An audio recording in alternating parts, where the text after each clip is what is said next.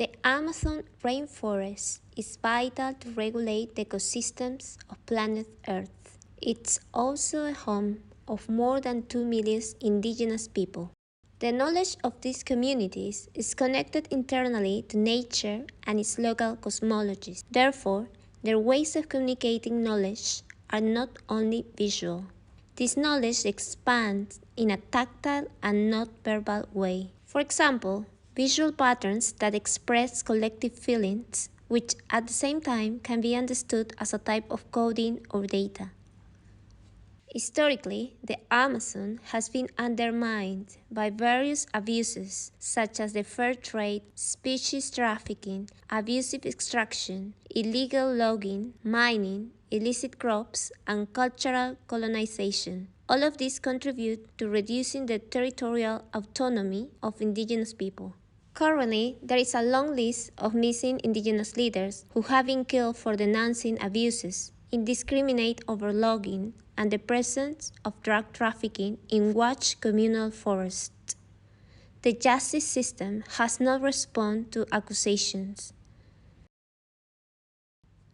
The database of Human Rights Defenders Memorial Initiative of Frontline Defenders shows information about these victims, such as their geographical location, their gender, the condition in which they died, among others. This installation is a translation of the data from the Memorial of Defenders of Human Rights and Land Rights who died globally, translated into a tactile sensorial medium, following the tradition of some indigenous communities. The closed circuit operates in the following way.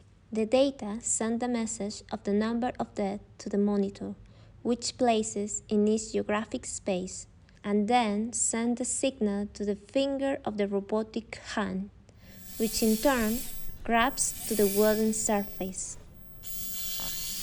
The project proposes a robotic hand that imitates the movement of human care.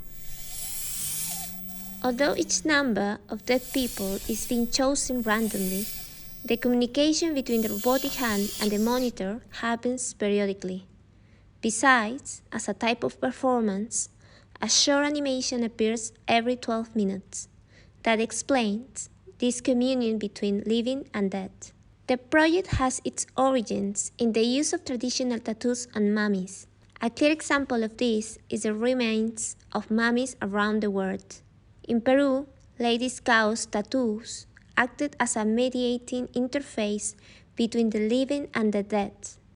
Their marks on the skin were linguistic interfaces that allowed them to communicate with other entities, such as lunar cycles, climate, and atmospheric phenomena, in a timeless and transversal way. This installation extrapolates the mechanism of traditional tattooing in the past, but instead of using body ink, the data generates the movement. In that way, traditional tattoos are a source of optic imagination that connects the past and present, signaling our dependence on Earth and human limitations. This is particularly relevant as there is an overexploitation of natural resources, an increase in global warming, and the extinction of ecological communities.